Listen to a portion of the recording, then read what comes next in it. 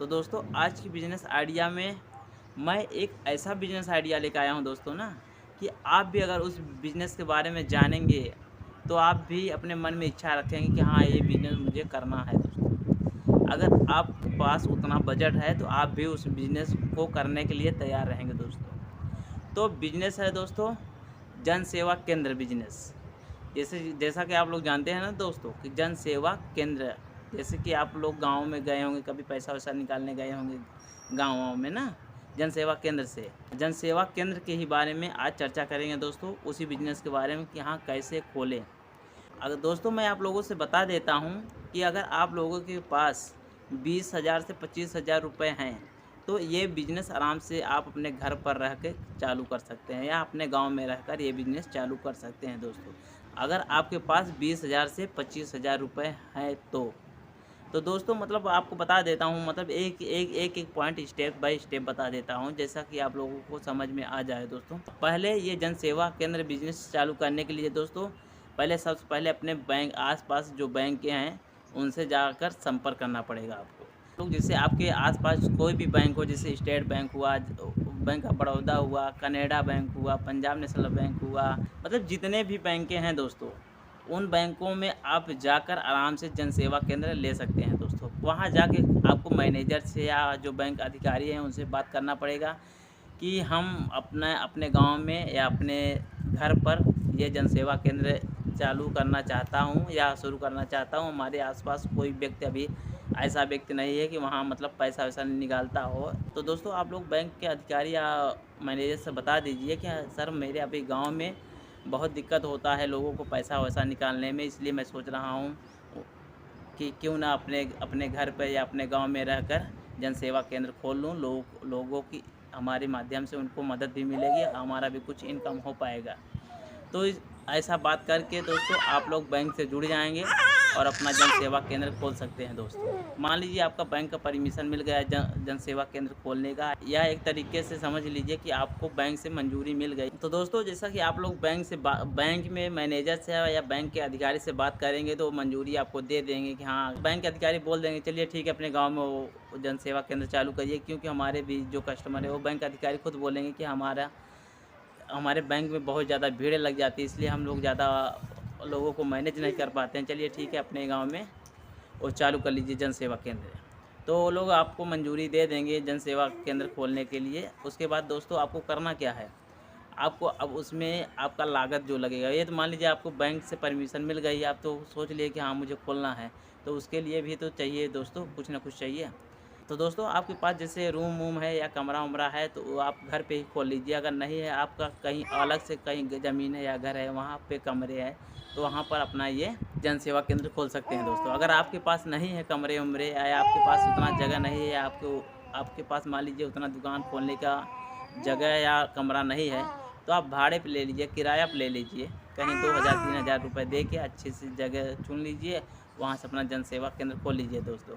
ये तो आपका रूम का क्लियर हो गया दोस्तों। जैसा कि दोस्तों आप लोग जानते हैं कि अगर किसी भी जन सेवा केंद्र में आप लोग गए होंगे शायद, तो उसमें देखे होंगे कि हाँ, उसमें दुकानदार के पास या जन सेवा केंद्र वाले के पास, तो उसके पास मान लीजिए लैपटॉप या पीसी तो ज़रूर रहता है दोस्तों। तो सबसे पहले मतलब आपको लैपटॉप या पीसी लेना अनिवार्य है। अगर आपके पास उतना बजट नहीं है खरीदने के, आपके पास उतना क्षमता नहीं खरीदने का, नया लेने का, तो आप कोई सेकंड हैंड लैपटॉप लेकर अपना बिज़नेस चालू कर सकते हैं दोस्तों। और दूसरा आ जाता है उसमें खर्चा दोस्तों, जैसे अपना कोई भी व्यक्ति आधार कार्ड से पैसा निकालेगा, तो जो फिंगरप्रिंट वाला होता है ना, जिसमें फिंगर लगाया जाता है, उसकी ज़रूरत पड़ेगी। तो वो भी आपको ऑनलाइन या मार्केटों में आपको आसानी से मिल जाएगा दोस्तों, जिसमें अंगूठा लगाते हैं हम लोग पैसा निकालने के लिए। अगर आप जाके मार्केट में ले रहे हैं, तो अच्छा क्वालिटी वाला लेंगे तो 2500 से 3000 तक मिल जाएगा दोस्तों। अगर सस्ता वाला लेंगे तो वही 500 से ऊपर आप जितना का भी लेना चाहेंगे उतना के मिल जाएगा दोस्तों। जैसा कि दोस्तों आप लोग तो जैसा जन सेवा केंद्र स्टार्ट किए हैं, तो अब उसको तो चलाना है, चाहे 10 साल चलाए, चाहे 5 साल चलाए, जब तक आपकी इच्छा करे तब तक तो चलाएँगे ही। मैं तो यही बोलूँगा दोस्तों, जो फिंगरप्रिंट की डिवाइस होती है, जिसमें हम लोग अंगूठा लगा के पैसा-वैसा निकालते हैं, तो उसको लेने के लिए मैं यही बोलूँगा दोस्तों, जो भी लीजिए अच्छा क्वालिटी का लीजिए, बढ़िया हो, भले थोड़ा आपको 1000-500 रुपये ज़्यादा लगे, वो जो भी ले अच्छा लीजिए दोस्तों, हाँ। क्योंकि वो आपका लंबा समय तक चलेगा, अच्छा क्वालिटी का रहेगा तो बढ़िया चलेगा दोस्तों। नहीं तो आपका हर महीना, दूसरे महीने, तीसरे महीने आपका ख़राब ही होता रहेगा, आपका बजट भी मतलब आपका बजट भी ख़राब होता रहेगा। और जो लोग बोलते हैं ना, सस्ता रोए एक बार, महंगा रोए बार बार। तो इसलिए मैं बोल रहा हूँ कि अगर फिंगरप्रिंट की डिवाइस आप लोग ले रहे हैं तो अच्छा क्वालिटी वाला लीजिएगा, क्योंकि आपको उसी से हर वक्त काम करना पड़ेगा दोस्तों, जब तक आप चाहेंगे। तो ये आपका पीसी हो गया, फिंगरप्रिंट वो डिवाइस हो गया। अब उसके बाद आ जाता है दोस्तों कुछ अपने पास मनी, कुछ अपने पास मनी। तो मनी का कोई टेंशन नहीं दोस्तों, जब बैंक खुलेगा तब आप लोग वहाँ बैंक में जाएंगे तो बैंक में आप 50,000, 60,000, 1 लाख रुपए आपको बैंक वैसे ही दे देगा कि जाओ अपने एरिया में जनसेवा केंद्र, मतलब लोगों को पैसा निकालो अंगूठे के माध्यम से, मतलब अंगूठे का आधार कार्ड के माध्यम से। और मतलब इस तरीके से दोस्तों आप लोग जनसेवा केंद्र खोल सकते हैं और अपना भी इनकम कर सकते हैं बैंक से कमीशन लेके दोस्तों, ठीक है। तो दोस्तों मैं एक बात और इसी में बता देता हूँ कि अगर आपको बैंक मंजूरी नहीं देती है और बोलती है बैंक की नहीं यार, मेरा पहले से वहाँ आपके गांव में एक बंदा है, जनसेवा केंद्र खुलवाया हूँ, अब मैं नहीं दे सकता, वो आपको सदस्यता नहीं दे रहा अपने बैंक में, तो आप खुद का एक मतलब ऐसा ही दुकान खोल सकते हैं जनसेवा केंद्र जैसा दोस्तों।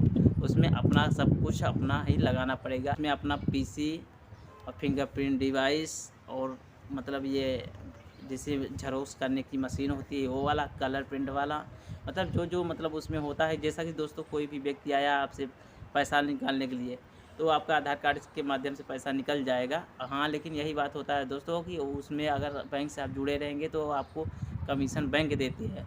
इसमें तो अपना कोई है नहीं दोस्तों, इसमें आपको कुछ पैसा लोगों से चार्ज करना पड़ेगा। जिससे आप लोगों को 1000 रुपये निकाल रहे हैं तो उनसे बता दीजिए दोस्तों कि मैं भाई 1000 रुपये निकाल रहा हूँ, 10 रुपये लगेगा। 1000 का गाँव तो देखें दोस्तों, कहीं कहीं 1000 का 10 रुपये लेते हैं, कहीं कहीं 1000 का 15 लेते हैं, कहीं कहीं 1000 का 20 रुपये भी लेते हैं, जो अपना खुद का या पर्सनल का जनसेवा केंद्र खोल के बैठे हैं वो लोग। तो दोस्तों आपका खर्चा इतने से पूरा होने वाला है नहीं कि 10-20 लोगों का आप पैसा निकाल देंगे उनके आधार कार्ड से, तो आपका खर्चा चल जाएगा। ऐसा तो आपका दुकान का बजट भी मतलब वही जो लागत लगाए हैं वो भी नहीं निकल पाएगा, थोड़ा बहुत कर करके आपको डेली मेहनत करना पड़ेगा दोस्तों। तो मैं यही बोलूँगा दोस्तों कि आप उसी बिजनेस में और 2-3 बिजनेस ऐड कर लीजिए। जैसे मान लीजिए आप ऑनलाइन वाला सिस्टम जो होता है, जैसे ऑनलाइन जैसे नौकरी का फार्म भरा जाता है, वो फार्म भरना चालू कर दीजिए, आधार कार्ड का प्रिंट निकालना चालू कर दीजिए, या जो भी ऑनलाइन सिस्टम होते हैं दोस्तों, वो सब अपने आजकल मोबाइल से लोग फ़ोटो खींच के फ़ोटो बना दे रहे हैं। दोस्तों मैं यही कहूँगा कि अगर आप लोग मतलब अपना खुद का जनसेवा केंद्र खोले हैं तो उसमें पैसा तो निकाल ही रहे हैं दोस्तों, साथ साथ आराम से आप ज़ेरॉक्स भी कर सकते हैं,